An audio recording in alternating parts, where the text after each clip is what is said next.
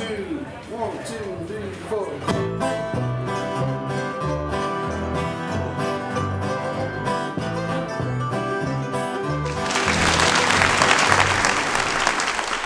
For the past 6.5 years, I've been diving into what I think to be a really interesting topic, learning. How learning works and how we can do it better. To summarize what I've discovered on that journey, we have to start where everybody starts when they talk about learning. And that's by talking about tigers. This tiger right here, let me tell you about this guy. He lives in a zoo, and he's not too happy about that. Every single day, it spends 24/7 inside of the cage. Every meal is hand-delivered. It always has tiger breakfast, tiger lunch, tiger dinner, every single day. This zoo tiger never really struggles because it never experiences the things that lead to struggle. Like problems, challenges, obstacles, change. Those things don't happen in the zoo. Not many problems to solve in your cage, definitely not much change to deal with. And as far as tigers are concerned, this tiger has the easiest life a tiger could ever have. That's one end of the tiger spectrum. On the other end of the tiger spectrum is this tiger. This tiger lives in the jungle. And I think we can all agree that the jungle tiger's life is like way more difficult than the zoo tiger's. Why? Because a jungle tiger, you're on your own. You have to hunt and find water and protect yourself, and you have to do those things every day. Also, jungle tigers can't specialize. Like, you can't go out to find food and come up empty-handed and go, hunting's not for me. But I'm gonna specialize in finding water. That's not gonna work in the jungle. You gotta be able to do it all. Doing it all is hard. As far as struggle is concerned, the amount of struggle that a jungle tiger would face compared to a zoo tiger, off the charts. Because every day it's gonna face some sort of problem, challenge, obstacle, or change. It will struggle on a daily basis. Two very different environments. What would happen if we took our friend the zoo tiger and we put it into the jungle? It's in trouble. Because it doesn't have any of the skills that would allow it to survive in the wild. It doesn't know how to hunt because it's spent its whole life in the cage. Now, there are no guarantees, but I think we can all agree that the jungle tiger has a better shot of surviving in the wild than the zoo tiger. Why? Because it has those skills. The jungle tiger learned to survive in the wild by living in the wild. This had nothing to do with their tools. Both tigers had the same tools. They both had stripes, a tail, and teeth. The difference was in the skills they developed and the environment that led to those skills. The environment that was more difficult and full of struggle allowed the jungle tiger to do something that the zoo tiger could never do. Now, some of you are picking up on this, that this is not a story about tigers. This is a story about us. This is a story about you and me and how we're built to learn. I have the coolest job that there is because I get to travel around the world and teach people about learning. But I think the coolest thing about my job is how much I get to learn and who I get to learn from. I get to hang out with the authors and professors and the scientists, the people in the trenches that have devoted decades to researching learning. One of the most important principles to come out of that research is no matter who we are, no matter how old we are, and no matter what we're trying to learn, people learn the best when we operate at the edge of our abilities and a little outside of our comfort zone. That's where we learn the best. The truth about comfort zones is everybody in this room has a comfort zone. They come in all shapes and sizes, but we all have them. If we spend all of our time in our comfort zone, we can certainly say that it's easy there, that we look good there, that we don't struggle very much there. Our comfort zone is the zoo. If we do only the things we're good at, only the things that are easy and comfortable, just like the zoo tiger, we're limiting our development. We're built to learn like jungle tigers. And here's the cool part. You already know this. Everybody knows this. I've given this talk to kindergartners, and I've given this talk to Major League Baseball players, and everybody in between. Every single person to ever hear the talk would agree, yep, the jungle tiger approach, definitely a better approach. Which means on paper we get this. Here's the problem. Tigers don't have a choice. You either live in the zoo or live in the jungle. That doesn't change. We do have a choice. Every single day, no matter who we are or what we do, we're presented jungle tiger moments. Problems, challenges, obstacles, change. And every time we're presented a jungle tiger moment, we get to choose to learn from it and experience it, or to hide from it and avoid it.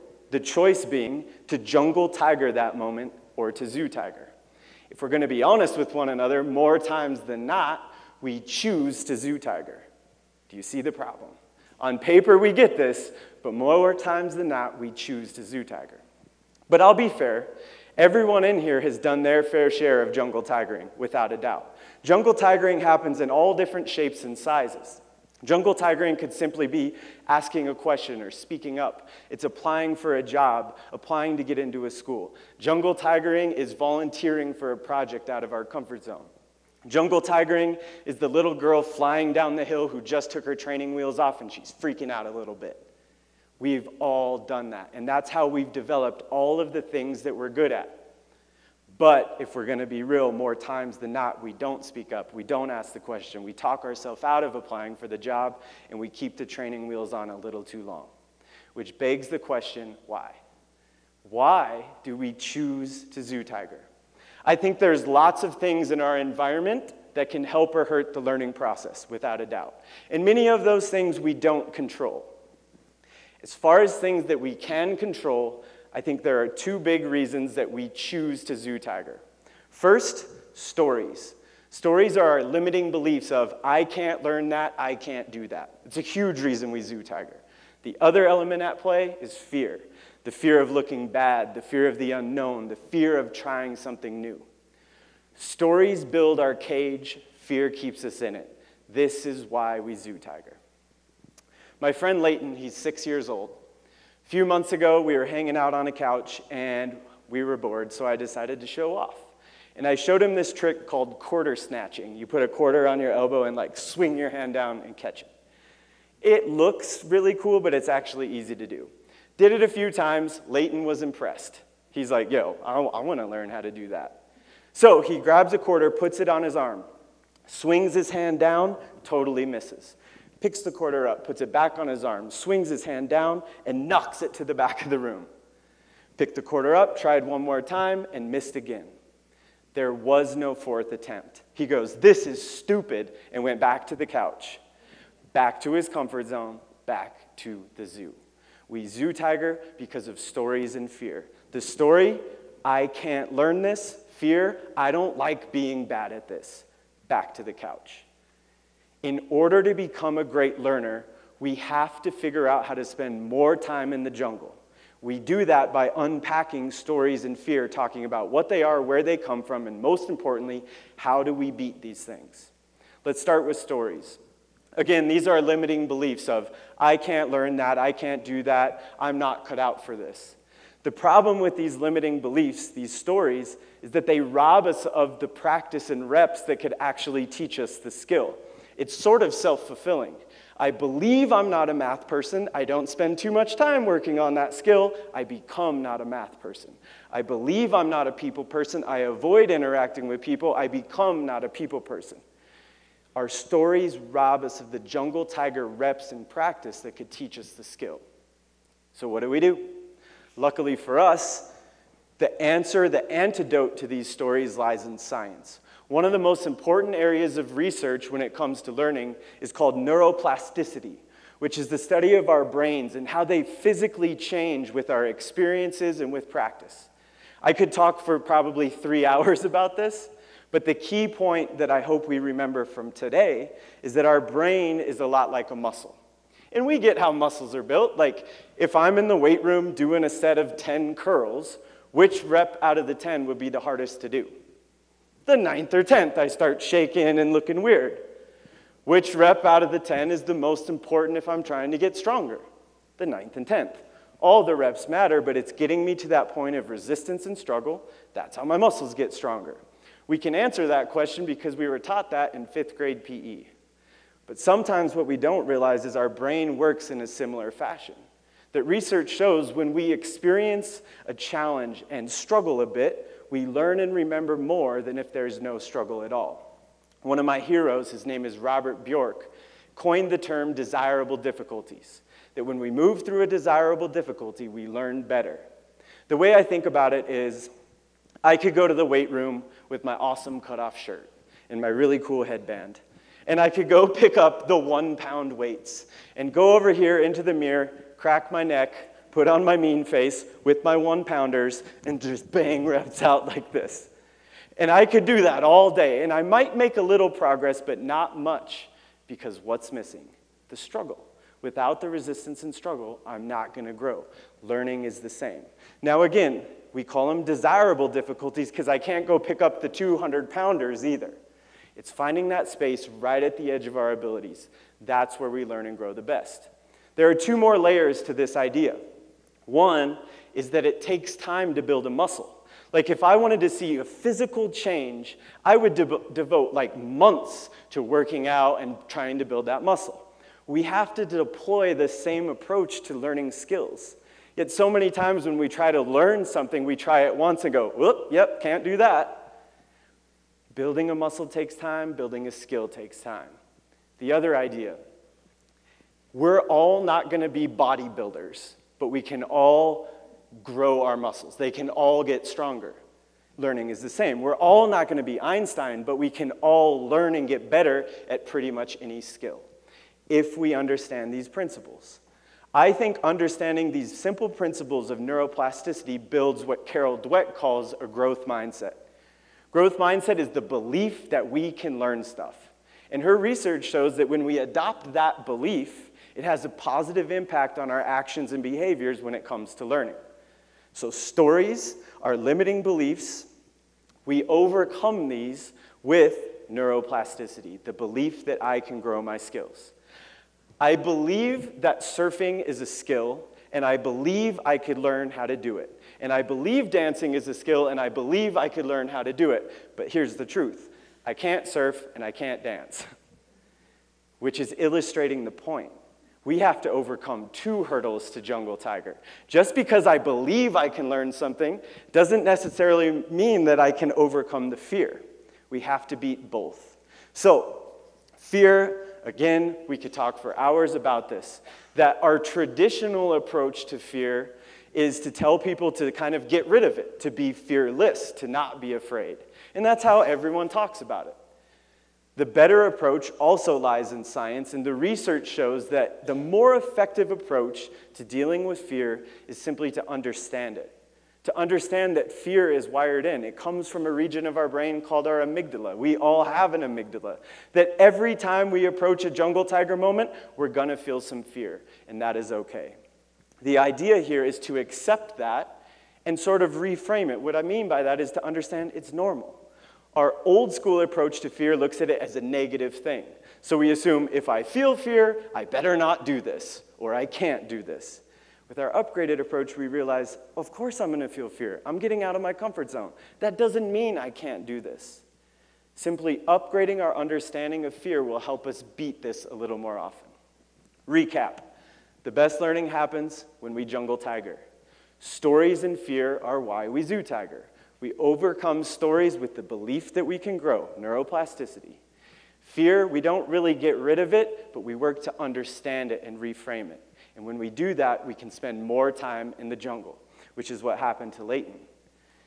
When he went back to the couch, we had this exact conversation. We talked about principles of learning. And then I took out my laptop, and I pulled up my favorite YouTube channel. It's called Learn Quick, and a guy named Mike Boyd. He's really funny, has a great accent. Every 10 days, he tries to learn something new, and he posts the full video online. I picked a video that was about 6 minutes long, where Mike Boyd learned to throw a playing card into an apple from like 15 feet away. This took him a few days to learn, and so the video is showing the experimentation, the struggle, the mistakes in trying to figure this skill out. We watched the video, and by the end, he nailed it, and he could nail it on the regular. Before I even said a word, Leighton went and picked up the quarter, put it back on his arm, and tried again. And this time he tried for 3 minutes, 40 or 50 attempts. After 3 minutes, he was catching the quarter. And then he was doing 2 arms at once. And then he was stacking them. What changed? I think watching that video was a visual reminder to him of what learning looks like. No matter who we are or what we're trying to learn, the rule of learning is we're going to be bad at first. We're going to struggle at first. And that goes for everything. And if we're not down to move through that struggle phase, it's impossible to learn the skill. Watching someone jungle tiger helped him step out into the jungle and spend time. If we spend enough time there, eventually we're going to start to grow the muscles or build the skills. It's very simple. This doesn't just work for 6-year-olds. I did a workshop with a group of auditors, and we had all day together where we talked about these principles of learning. During the conversation, I posed a question. I said, okay, this jungle tiger concept on paper sounds great, but what would it look like in practice? What would it look like if we started to jungle tiger a little bit more here? A woman got up, and I will never forget her response. She goes, when I think about my development, I zoo tiger all the time. But that doesn't mean I don't work on nothing. Like, I'm working, I'm doing stuff, but I only work on the things I'm comfortable with. She goes, my comfort zone is numbers and accounting. And if I think of the books that I read, the conferences I go to, the conversations I have, they're all about numbers and accounting. She goes, rather than sitting in my zoo, sharpening my spear a little bit more, I need to go to the jungle and add a new weapon. So I've been in touch with her, and what they're doing now is many of the employees are signing up for improv classes. And they're reading books in storytelling and communication. The thinking is, it doesn't matter how much knowledge we have up here about numbers and accounting, if we can't convey that to someone, it's not that effective. So think about what they're doing. They're choosing to sign up for these improv classes. You bet it's going to be scary. You bet it's going to be uncomfortable. You bet there are going to be stories. People like this don't do things like that. But I think we can all agree it's going to help them be better at their job. Are they going to be experts in communication? No. But they're going to learn enough to be dangerous, and that's what matters. By choosing to jungle tiger. The jungle tiger learned to survive in the wild by living there. It works the same for us. The more time we spend in the jungle, the better we get, the better learners we become. We can jungle tiger anywhere with any skill. It's about being aware of the forces that keep us in the zoo. And the truth is, it's really easy to talk about this, but it's really hard to do. But it is something that we've all done, which means we can all do it a little more. And I hope this talk will help you do that. Thank you, guys.